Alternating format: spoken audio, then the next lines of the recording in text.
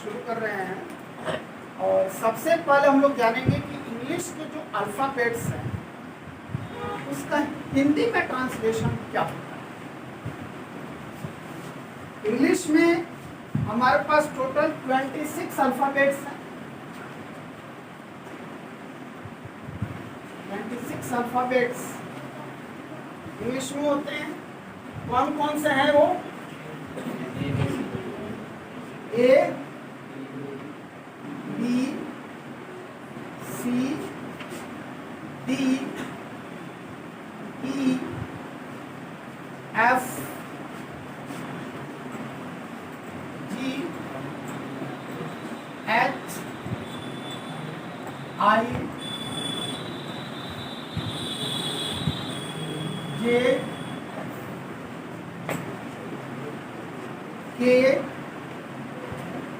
L, M, N, O, P, Q, R, S, T, U, V, W, X, Y, Z। ये 26 letters हैं। यहाँ पर एक साथ आपको कैपिटल लेटर्स और स्मॉल लेटर्स दोनों हमने बताए।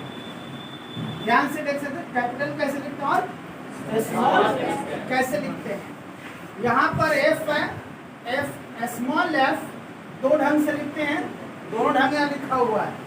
ठीक उसी तरीके से स्मॉल R दो तरीके से हम लोग लिखते हैं, दोनों तरीका यहाँ लिखा हुआ है। स्मॉल S भी दो तरीके से लिखते हैं, दोनों तरीका यहाँ लिखा हुआ है। स्मॉल T भी दो तरीके से लिखते हैं, दोनों तरीका यहाँ पर बताया गया है।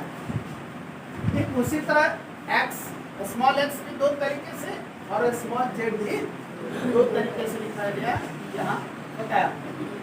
प्रोनाउंसिएशन पर ध्यान देना, उच्चारण पर आपको ध्यान देना है। उच्चारण कैसे करते हैं?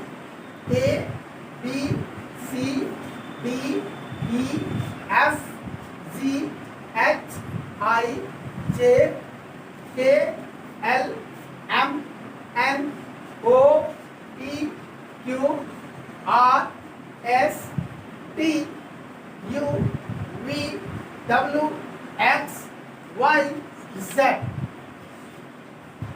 गलतियां कहाँ करते हैं वो ध्यान दीजिए। सबसे ज्यादा गलती लोग करते हैं यहाँ भी बोलते हैं। ये भी नहीं है, बी। क्या है? भी नहीं है। और दूसरी गलती यहाँ करते हैं जेड। जेड नहीं है, जेड। जेड। हाँ, यानी कि अगर आप ये बोलते हैं तो ये गलत है। दरअसल ये है जेड। जब के नीचे युक्ता लगा हुआ जेड। ठीक है। और ये अगर आप बोलते हैं तो ये गलत है। क्या है? सबसे ज्यादा गलती यही पर करते हैं। अभी के जब हिंदी में इसका उच्चारण क्या हो जाता है, ट्रांसलेशन क्या हो जाता है, क्या क्या होता है? ए से होता है अ, आ। ठीक है। और कहीं एक तीनों होता है। आ भी होता है, आ भी होता है और ये भी होता है। जैसे अगर हम लिखते हैं APPLE तो क्या पढ़ते हैं? एप्पल। ए के लिए क्या उच्चारण निकला? ये निकला नहीं। और अगर आप लिखते हैं MINAR क्या हो गया? ये मीनार। यहाँ पर ए के लिए क्या उच्चारण आ गया? आ। ठीक है। AIR यहाँ पर ए के लिए क्या उच्चारण आ गया? ए। बात समझ में आ रही है? उसी तरह से अगर हमने लिखना है अनुराग अब देखिए यहीं पर अनुराग में ए से क्या उच्चारण आया? अ। और यहाँ पर ए से क्या आ गया? आ। यानी कि एक ही लेटर से दो दो उच्चारण यहाँ पर निकल रहा है। ठीक है, तो ये मान के चल रहा है कि ए से अ, आ, ए तीनों। टी से होता है ब। सी से स, क। वैसे एग्जाम्पल के लिए अगर हम लोग लिखते हैं सर्कस, अब देखिए इस सी के लिए क्या उच्चारण निकल रहा है? स। और इस सी के लिए क्या उच्चारण निकल रहा है? सर्कस। CAR, car. सी के लिए क्या उच्चारण निकला? ठीक है। टी से ड है ना, या फिर र, दोनों निकलता है। जैसे सड़क, डी से ड हो गया, और डैड ड हो गया। ई से ए और ई दोनों निकलता है, दोनों साउंड निकलता है। जैसे लिखते हैं ई डबल जी, एग, इसका क्या साउंड हो गया? ए। ठीक है, इसके बाद है MEAT, मीट, ई आ गया। F,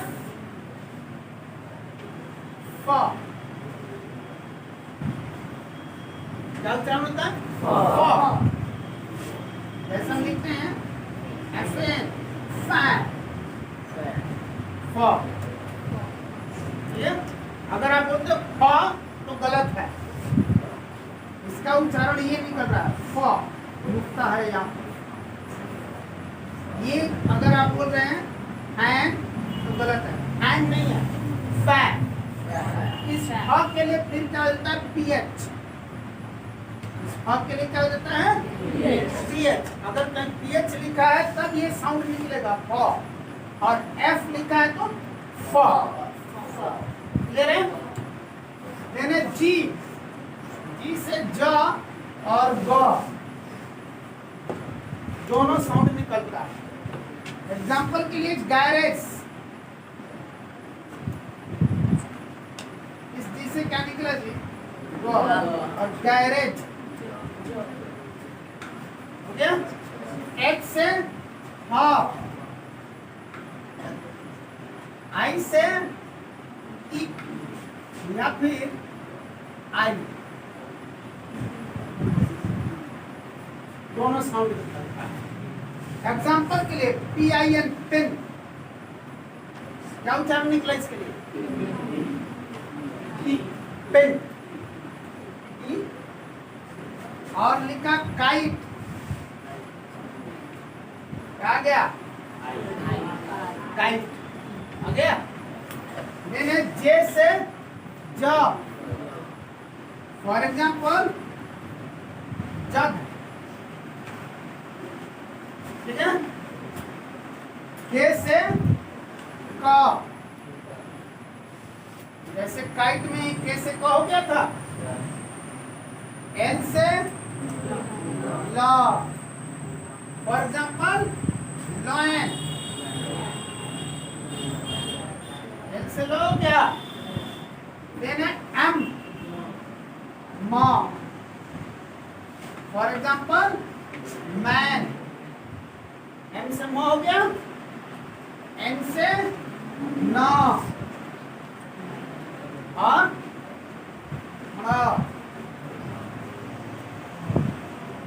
दोनों निकलता है। वैसे अगर आपको लिखना हो हिंदी में गन, GAN गन,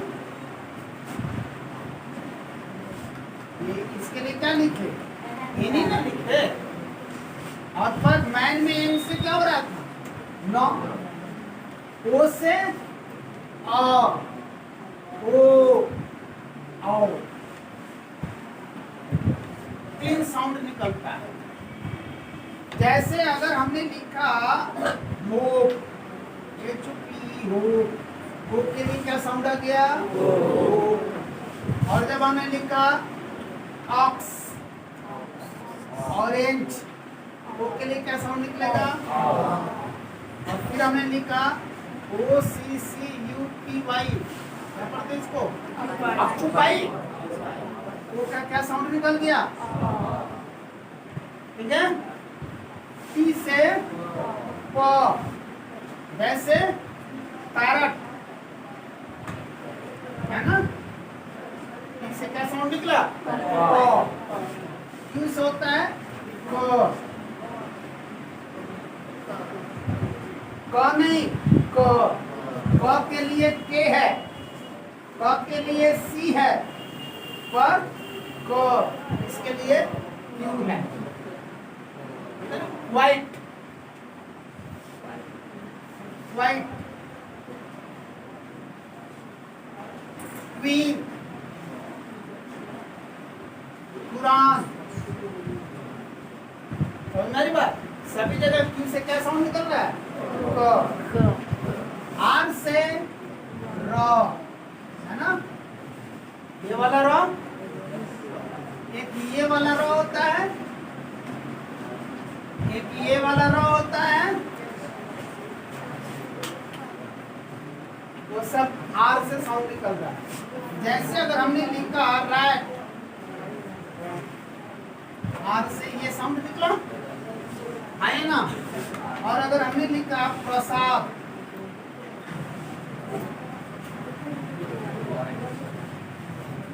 प्र, ये वाला है ना साउंड, ये, ठीक है। और जब हमने बोला सर्फ,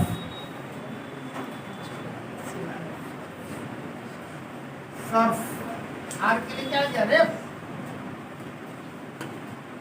बता है? स से, एस से स और ज, दोनों साउंड निकलता है। जैसे एग्जाम्पल के लिए सन,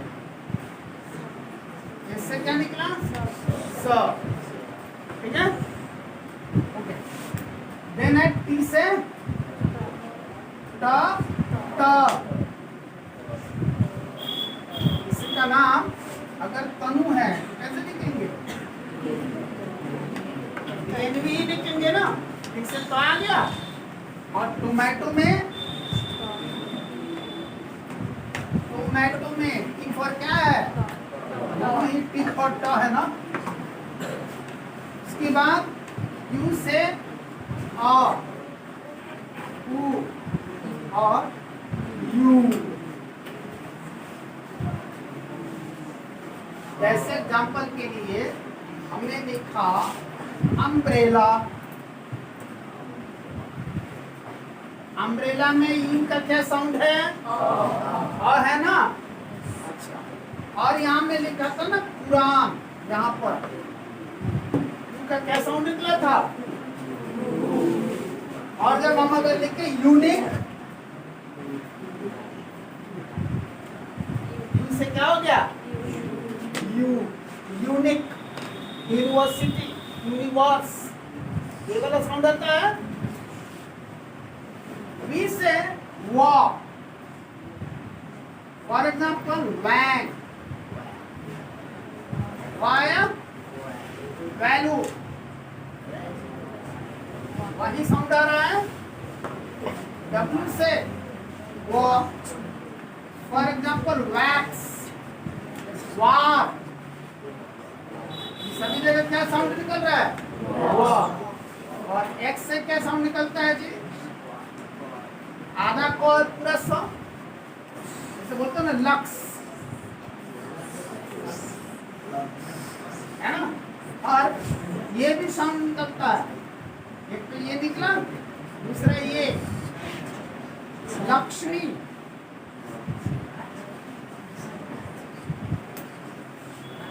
लक्ष्मी में ये ना आया।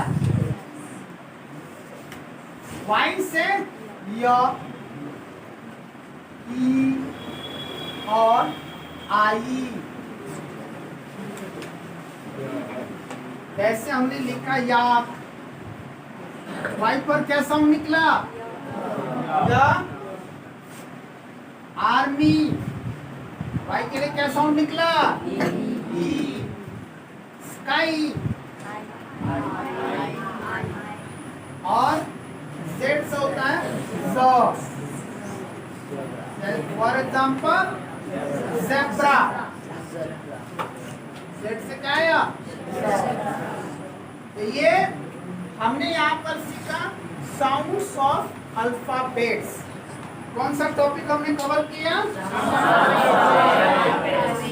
साउंड्स ऑफ अल्फाबेट्स, जहाँ इंग्लिश में टोटल 26 अल्फाबेट्स हैं और 26 अल्फाबेट्स के साउंड्स हमने यहाँ पर देखे, सीखे कि किस अल्फाबेट से कौन सा साउंड निकलता है, या यूं कहें तो उसका हिंदी ट्रांसलेशन क्या क्या होता है।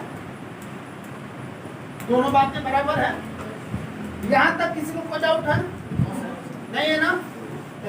अब इसके बाद हम लोग जानेंगे कि हिंदी में जो अल्फाबेट्स है, हिंदी के जो वर्ण है, उनको अंग्रेजी में हम क्या लिखते हैं, उनको इंग्लिश में क्या ट्रांसलेट करें। अगर इंग्लिश अल्फाबेट्स है तो उसका साउंड्स, ध्वनि, आवाज वहां से क्या निकलते है, उसका उच्चारण क्या निकलता है, वो हमने यहाँ पर सीखा। या यूं कहें तो उसका हिंदी ट्रांसलेशन क्या होगा, ये हमने सीखा। इसके बाद हमको जानना है कि जो हमारे हिंदी के वर्ण हैं, हिंदी के जो अक्षर हैं, उनको अगर इंग्लिश में ट्रांसलेट करना हो तो उनके लिए इंग्लिश का कौन सा अल्फाबेट या कौन से ग्रुप ऑफ अल्फाबेट्स यूज होते हैं।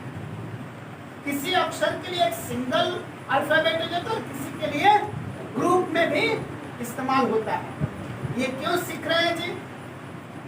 ये हमने इसलिए सीखा कि इंग्लिश में अगर कहीं भी कुछ लिखा है तो हम उसका उच्चारण यानी कि प्रोनाउंसिएशन सही सही कर सके, उसको बोल सके कि यह लिखा क्या है। अब जैसे यहाँ पर हमको मालूम ही नहीं है कि व से क्या होता है, ए से क्या होता है, न से एन से क्या होता है, तो फिर हम इसको कैसे बोलेंगे? वैन नहीं बोल सकते ना वैन। हम तभी वैन बोल पा रहे हैं जब हमको ये पता है कि बी से वो होता है, क्या बताया, और ए से अ आ ए और ए भी होता है ना। तो यहाँ पर ए का ही साउंड होता है, और एन से न होता है, तभी ना तीनों को मिलाकर हमने बोल दिया वैक, वैक्स, वार, लक्स। हर इंग्लिश अल्फाबेट का क्या साउंड निकलता है, उन साउंड को मिक्स करके तो बोल रहे हैं। तो रीडिंग के लिए यह जानना जरूरी है। फिर इंग्लिश के, हिंदी के जो हमारे वर्ण हैं, अ से अ तक और क से क्या तक, और इसके अलावा भी कुछ होते हैं, तो उन सबको इंग्लिश में जब तक हम ट्रांसलेशन नहीं सीखेंगे, इंग्लिश में उनका ट्रांसलेटेड अल्फाबेट क्या होगा, तब अगर कोई आपको हिंदी में बात की गई है लिखने के लिए, तो आप कैसे लिखेंगे? अगर किसी का नाम ही बोल दिया लिखने के लिए, काजल, काजल लिखो बाबू अंग्रेजी, कुमारी भी साथ में लिख देना। तो हमको पता होना चाहिए ना कि क के लिए अंग्रेजी में क्या होगा, कौन सा अल्फाबेट इस्तेमाल होगा, आग के डंडा के लिए कौन सा अल्फाबेट इस्तेमाल होगा, ज के लिए कौन सा इस्तेमाल होगा, ल के लिए क्या इस्तेमाल होगा, फिर इसमें क के लिए क्या, उ की मात्रा के लिए क्या, म के लिए क्या, फिर आ की मात्रा के लिए क्या, र के लिए क्या, और बड़ी की मात्रा के लिए क्या। तब लोग सारे अल्फाबेट से लिखेंगे तो वो बन जाएगा काजल कुमारी।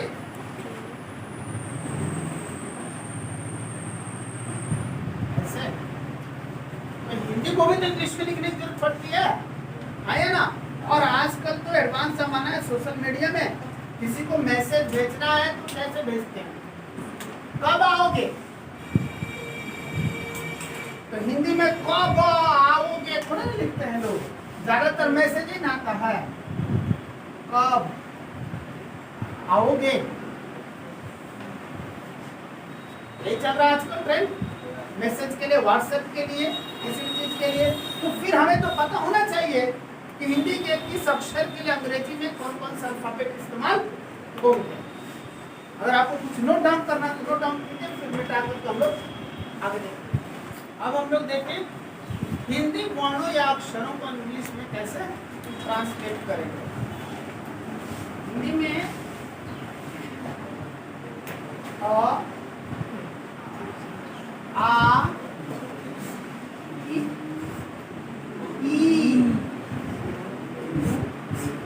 उ, री,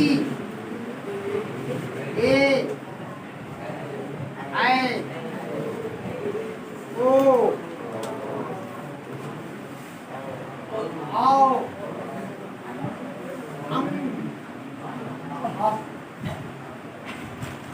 इनके उच्चारण पर भी ध्यान देना है। आ, इ, उ, री, ए, ऐ, ओ, औ, अब इंग्लिश में क्या अल्फाबेट्स हो जाएंगे। ए के लिए, अ के लिए ए, आ के लिए डबल ए है ना, ई के लिए,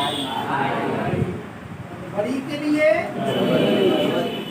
उ के लिए, और बड़े ऊ के लिए, ई के लिए, ए के लिए,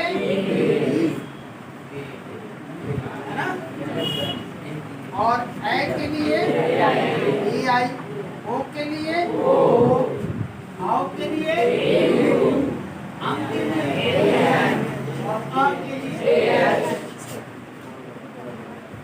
दिक्कत है। इसका अर्थ ये हुआ कि इनकी मात्राओं के लिए भी यही आएंगे। आ की कोई मात्रा नहीं तो आ की मात्रा होती है ना, अगर किसी भी अक्षर में आ की ऐसी मात्रा लगी है तो उसके लिए हम लोग डबल ए लिखेंगे। किसी अक्षर में अगर ई की मात्रा लगी है ऐसे तो उसके लिए भी हम आई ही लिखेंगे।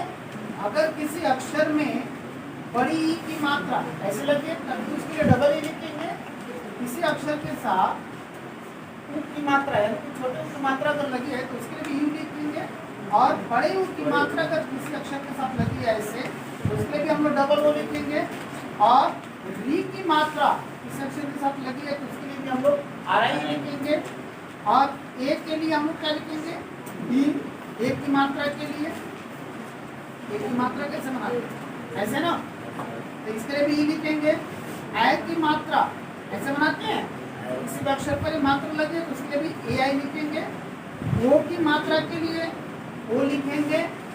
औ की मात्रा के लिए ए यू लिखेंगे। अंक की मात्रा के लिए ए लिखेंगे और अ की मात्रा के लिए ए एच टी लिखेंगे।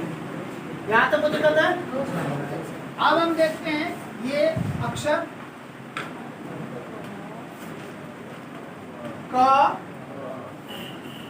उच्चारण को ध्यान से सुनना है। असली गलती कमी कहाँ हो जाती है, उच्चारण। उच्चारण सही होना चाहिए। क, ख, ग, घ, अंग। ठीक है। तो दरअसल जब हम लोग हिंदी में लिखते हैं, संस्कृत में ऐसे वर्णों का उपयोग होता है, हिंदी में नहीं होता। एक काम करते कि जिनका हिंदी में उपयोग नहीं होता उनको अपना ड्रॉप करते चले, वो दिक्कत। इसका उपयोग नहीं करते, इसको हम ड्रॉप करके छोड़ दे रहे हैं। फिर उपयोग करते हम च, छ, ज, झ, ञ। हिंदी में फिर इसका उपयोग कहीं नहीं मिलता, जल्दी आपको संस्कृत में मिलता है, तो इसको हम लोग एक बार फिर से हटाते रहे। इसके बाद ट, ठ, ड,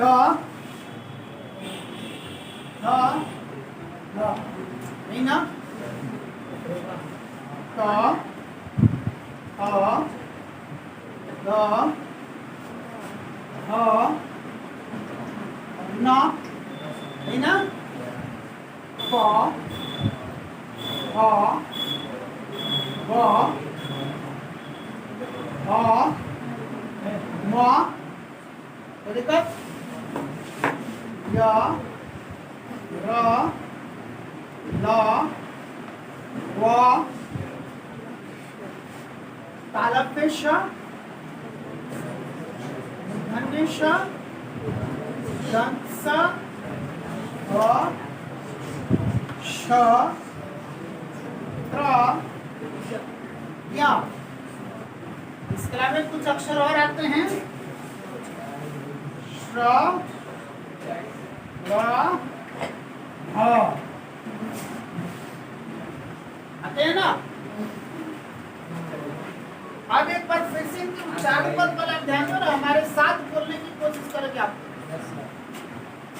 क ख ख ग ग ख ख च च छ छ ज ज छ छ ट ट ठ ठ ड ड ठ ध ढ ट ट ठ ठ ड ड ठ ध न न प प फ फ व व ह ह म म य य र र ल ल व व तालव्य श।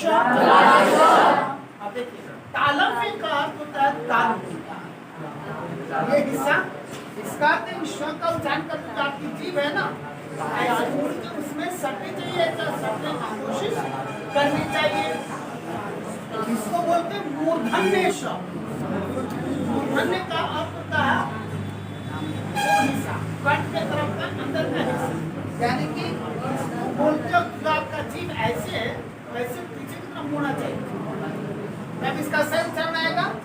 और ये दंत स, दंत का होता है दांत, यानी कि जीभ जो है सीधा दांत की तरफ आगे सटने की कोशिश करनी चाहिए, तभी इसका सही उच्चारण निकलेगा। ये हो गया श श श स स ह श। अब देखिए ये है छ और ये है श, अंतर आ रहा है। छ श त्र य श र ह। अब कुछ अक्षर हम लोग ऐसे लेते हैं जिनमें नुक्ता लगा हुआ रहता है, जिसका इस्तेमाल ज्यादातर अरबी, फारसी या उर्दू में होता है, पर अपने हिंदी जो भाषा है ना बिल्कुल गंगा की तरफ पवित्र है। गंगा को देखना, सारे गंदगी को अपने आप में हजम करने के बावजूद गंगा के किनारे कितने सारे गांव और शहर, उन सभी गांव और शहरों का सारा जो गंदा पानी है, कूड़ा है, कचरा है, वहां पहुंचता है। और जो गंगा के किनारे नहीं रहने वाले हैं वो लोग भी लाश से या पूजा पाठ का अवशेष या अस्थियां बहुत तरह की गंदगी ले जाकर गंगा में डाल देते, और गंगा सब कुछ हजम कर लेती है, फिर भी पवित्र है। गंगा का पानी कहीं सड़ता है क्या? कीड़े पड़े देखे हैं क्या आपने? आप में से भी बहुत सारे लोगों के घर में बोतल में गंगा जल होगा, पर उसमें से ना बदबू आती होगी, ना कीड़े पड़े होंगे, ना सड़न हुआ होगा। इतने सब कुछ हजम करने के बावजूद भी गंगा का जल पवित्र है ना। ठीक उसी तरह हमारी हिंदी है, हिंदी भाषा है। हमारे देश की कई सारे भाषाओं के शब्द इसमें समाये हुए, और बहुत सारे विदेशी भाषाओं के शब्द भी इसमें समाये हुए, उसके बावजूद भी हिंदी बिल्कुल गंगा की तरह। तो कुछ ऐसे अक्षर भी इस्तेमाल होते हैं, जैसे उसको भी मैं आपको यहाँ पर साथ साथ बताने से क, है ना, ख, ग, ज़, फ। जरा इनका भी अंतर आप समझ लो। क, ख, जैसे नुक्ता लगता है उसका उच्चारण करते तो यहाँ पर एक स्ट्रेस आएगा। इसको जब आप बोलेंगे तो हल्केपन के साथ बोलेंगे, नहीं कोई स्ट्रेस, कोई दबाव नहीं मिलेगा। लेकिन नुक्ता वाले जब अक्षर है उनका जब उच्चारण करें तो यहाँ पर एक स्ट्रेस, इस जगह पे स्ट्रेस आएगा। आप बोल करके पहले मेरी सुने, फिर आप बोल कर प्रैक्टिस कर सकते हैं। क, ख, ख, ग, घ, ज, स, और ह,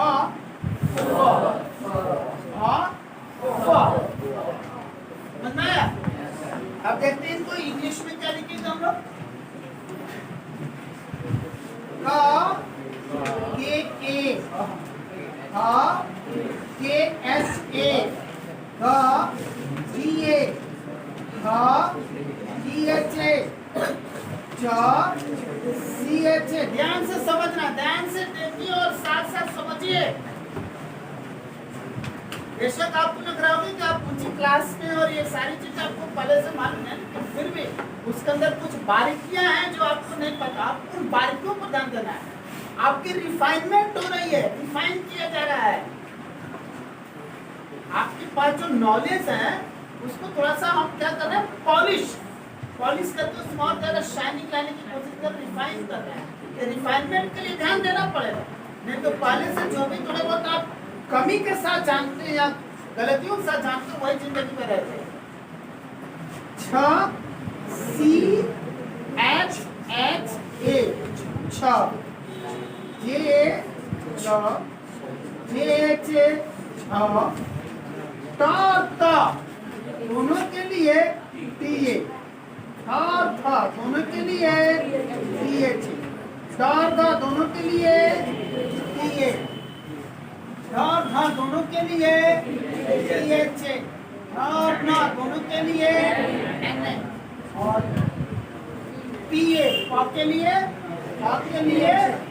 पी एच ए के लिए पी ए के लिए पी एच ए के लिए एम ए के लिए वाई ए के लिए आर ए के लिए एल ए के लिए बी ए या फिर डब्ल्यू ए भी लिख सकते हैं ना। पीछे से कुछ लोग डिस्टर्बेंस क्रिएट कर रहे हैं, यह अच्छी बात नहीं है। आपको पता है कि क्लास कैसे ऑर्गेनाइज हो रही है।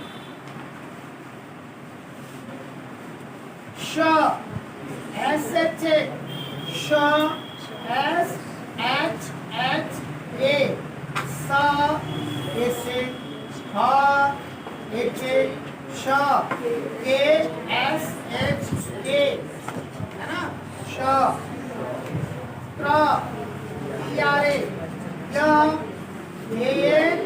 या फिर जे एन ए या फिर जी वाई ए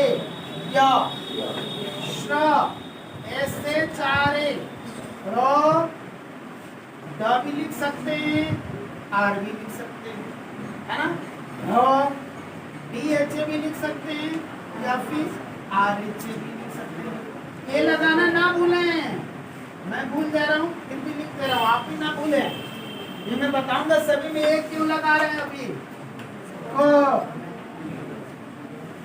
क्यू है ना। तो क्या होता है कि क्यू जो होता है ना वो जल्दी अकेले इस्तेमाल नहीं होता, उसके साथ क्यू के साथ यू जुड़ जाता है। कुरान लिख के तभी क्यू आ रहे हैं, queen Q U double N होता है ना। Quite Q U I T E, quit Q I T, ऐसा कुछ है। अरे और क्वाइट होता है क्यू आई वी टी। तो अकेले नहीं आ रहा है ना, जब भी आ रहा है बेचारा यू के साथ आ रहा है। ये ये तो जीव कहते हो राजा, बस उच्चारण मानता है। गो जी एच ए हो जाता है फिर गो, ठीक है। और जेड ए क्या हो जाता है, एफ ए समझ गए। आज सबको आश्चर्य हो रहा है कि सभी में ये क्या लगा दिए, बहुतों ने तो कहीं ये तो पढ़ा भी नहीं होगा, मैं क्यों ये पढ़ा दिया। उच्चारण कौन सा, जब भी आप इन अक्षरों को बोल रहे हैं अंत में आ रहा है ना, ये सारे के सारे व्यंजन है, उसी उच्चारण को देने के लिए लास्ट में जो आपका उच्चारण आ रहा है उसी उच्चारण को देने के लिए और आपके लिए ये होता है, इसीलिए सभी में हमने ये लगाया है। इसका आप एक कतई अर्थ ना निकाले कि ये लगा दिया तो का होगा, वो कहीं का हो जाएगा वो अलग बात है, लेकिन फिलहाल अगर केवल क बोल रहे हैं तो ए ही होगा। अब जीवन बाबू अगर हम लोग अगर ए हटा दें तब क्या हो जाएगा? तो अगर हम सभी में से ए हटा दें, यहाँ से ए हटा दें तो ये होगा क, आधा क हलंत लग गया। अब आधा को हम तो चाहे ऐसे लिखें, अच्छा फिर हलंत लगा के लिखें। जैसे के में से ए हटाएंगे क्या देता? ख। आधा ख ऐसे लिखो, अच्छा है ऐसे लिखो। यहाँ से हटाते क्या जाएगा? ख ऐसे या फिर ऐसे। अब बात समझ में आ गई? इसका अर्थ ये हुआ कि सभी में से अगर जैसे ही आप ए हटाएंगे सब क्या हो जाएंगे? आधे अक्षर, उसका आधा उच्चारण हो गया कि अंत में जो अ का उच्चारण है वो नहीं उच्चारण नहीं करना पड़ेगा, उसको छोड़ के उच्चारण करना पड़ेगा। जैसे पहले बोलते थे क, अब क नहीं बोलेंगे, ख नहीं, ख ग नहीं, ख नहीं, ख च च च च च च च च लो लो ओ दो दो नो ओ लो लो लो ओ। समझ में आ रही बात? अंत में जो अ का उच्चारण आ रहा है तो पूरा उच्चारण जो कर रहे थे वो सीधा क्या हो जाएगा? आधा हो जाएगा। अब सभी अक्षरों को आधा तो लिखने आपको आता होगा, नहीं आया तो सबसे अच्छा लॉजिक क्या है? सभी में क्या लगा देना? हलंत लगा देंगे, आधा अक्षर में बदल जाएगा। या फिर अलग से आधा अक्षर आपको लिखना आता होगा या बताना पड़ेगा? आता है? नहीं आता तो बोलिए तो वो भी हम बता देंगे। ठीक है, चलिए अब यहाँ तक अगर आपके पास कोई दिक्कत नहीं है तो आज की क्लास में बस एक आखिरी चीज ये जानेंगे कि इन्हीं अक्षरों के साथ अब हम मात्राएं कैसे लगाएंगे। तो यहाँ हम लोग देखते हैं मात्राएं कैसे लगाएंगे। हमारे पास मात्राओं के लिए आ की कोई मात्रा नहीं होती है कि होती है? पर आ का उच्चारण तो छुपा होता है ना सभी में, आए ना?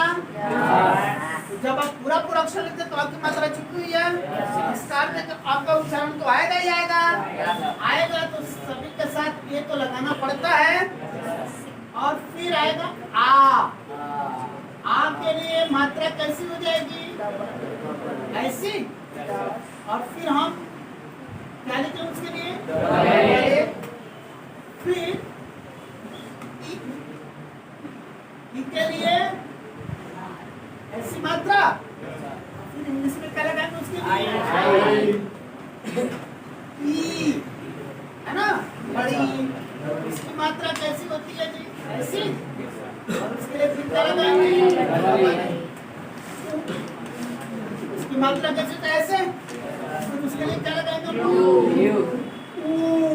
यानी कि बड़ा ऊ। ठीक है, इसके लिए मात्रा ऐसी होती है ना, और हम क्या लगाएंगे? Double O. उसके बाद क्या आता है जी? बी। की मात्रा कैसी होती है? ऐसी। और फिर इसके लिए हम लोग क्या लगाएंगे? आरी। के बाद ए की मात्रा ऐसी, और इसके लिए क्या लगाएंगे? और ऐ की मात्रा कैसी होती है? ऐसी। और इसके लिए क्या लगाएंगे हम लोग? आई के बाद जी ओ की मात्रा ऐसी, और इसके लिए लगाएंगे ओ। फिर आएगा आओ की मात्रा ऐसी, और अंग्रेजी में क्या लगाएंगे? आओ के बाद मात्रा ऐसी, और लगाएंगे क्या? मात्रा कैसी थी? ऐसी ना तो गोविंद थी, अंग्रेजी में क्या लिख देंगे? ठीक है। अब हम लोग क ना आए ना? अब क में अ की मात्रा है तो ये लगा, फिर आएगा का, यानी कि क और उसमें आ की मात्रा मतलब का। तो यहाँ भी पहले तो क क्या लगा दे? का। ठीक, ऐसे क के लिए के और छोटी की मात्रा के लिए के आई। फिर की, क में बड़ी की मात्रा, फिर क के लिए क्या लिखे जी? क के लिए के, और ई की मात्रा के लिए डबल ई। के लिए क्या लिखे हैं? सॉरी, क के लिए के, और उ की मात्रा के लिए यू।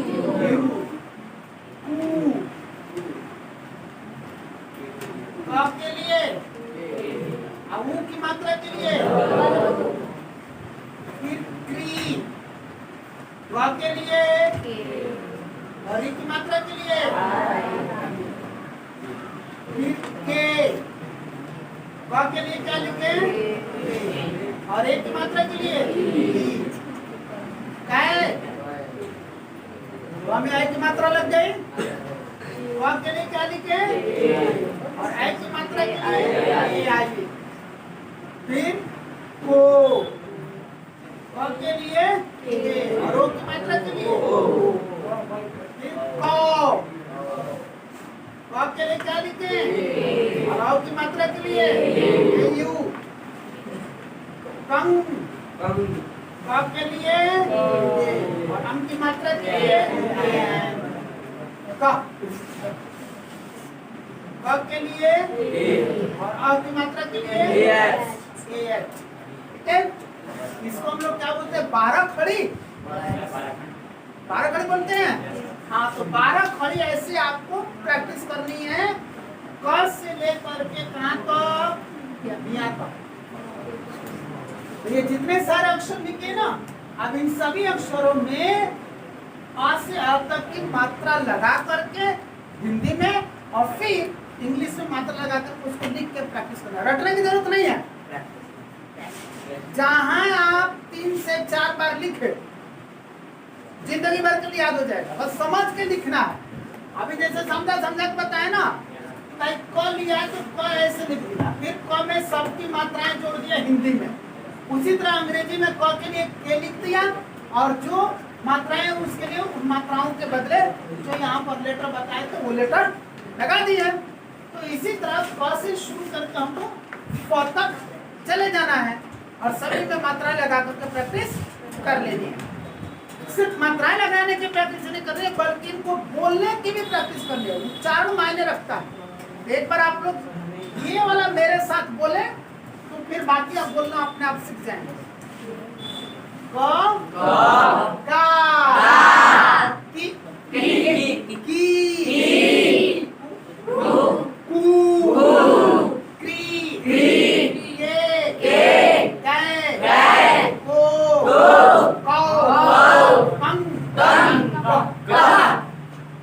इसी तरह आपको फ तक चले जाना है। समझ गए? और सब लिख करके प्रैक्टिस कर लेना है। तो आज का आपका होमवर्क यही है, इंग्लिश अल्फाबेट्स के साउंड्स और हिंदी अक्षरों के इंग्लिश के ट्रांसलेशन और ये 12 खड़ी वगैरह, इन सबको खूब बढ़िया से लिख करके प्रैक्टिस करना है। कम से कम 7 बार प्रैक्टिस जरूर कीजिए। कितना बार? 7। कम से कम 7 बार लिख कर प्रैक्टिस कीजिए और 7 बार बोलने का भी प्रैक्टिस कीजिए। बोलना बहुत जरूरी है ताकि एकदम सही उच्चारण आए। बोलने में, बतियाने में, पढ़ने में, है ना, सही उच्चारण है तो समझने में भी सही हो जाएगा। क्योंकि जो लोग जब सही बोलेंगे और आपको कुछ सही बोलने नहीं आता तो आप उसका अर्थ नहीं समझ पाएंगे। तभी आप समझे जब आपको भी सही उच्चारण आता है कि अगला क्या बोल रहा है, नहीं तो आपको समझ में नहीं आएगी। नहीं तो कितना लोग यूपी में चला गया और वहां पर जाकर बोलते प्रजापति प्रजापति, हम लोग समझ रहे प्रजापति, हम लोग तो प्रजापति पढ़े हैं, अब बोल रहे प्रजापति। दरअसल हो रहा है कि वही सही बोल रहे हैं। आप जो बोल रहे थे प्रजापति को गलत बोल रहे थे। यही होता है, आपको ये बोलने की आदत लग गई थी प्रजापति, और वो बेचारे तो सही बोल रहे थे, लखनवी नवाब प्रजापति, प्रजापति क्या बोले थे, प्रजापति, छोटी की मात्रा, इसीलिए आप कंफ्यूज हो रहे थे। आप तो सारे जिंदगी यही बोले और सुने थे, बड़ी की मात्रा, पर वो ही सही बोल रहे थे। बेशक आप लिखते यही थे, आप लिखते यही थे, लिखा होता यही रहता था, पर आप बोलते यही थे, और वो यही लिखते थे, यही पढ़ते थे और यही बोलते थे। तो उच्चारण का ध्यान रखना है। फिर हम लोग मिलते हैं कल की क्लास में नए टॉपिक के साथ।